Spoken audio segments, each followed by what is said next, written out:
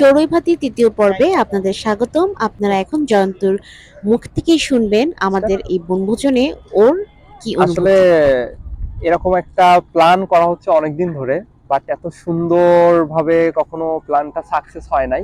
At last সেটা আমরা খুব সুন্দরভাবে এই যে চড়ুইবাতি বাসা থেকে সবাই রান্না বান্না করে নিয়ে আসছি কিছু কিছু জিনিস, সেটা একসাথে মিলেমিশে খাচ্ছি। এটা খুবই সুন্দর একটা ওয়েদারে বসে, তো এটা আসলে জীবনের এর থেকে বড় কিছু আর মনে হয় না যে সুখের বা আনন্দের হতে পারে। কারণ এত একটা সুন্দর জায়গায় বসে সুন্দর মুহূর্তটা উপভোগ করতে করতে এভাবে খিচুড়ি সাথে ডিম কারি এন্ড একটা আহ, কি এটা, পেঁয়াজু, এখানে আচার আছে, এখানে বেগুন ভাজি আছে।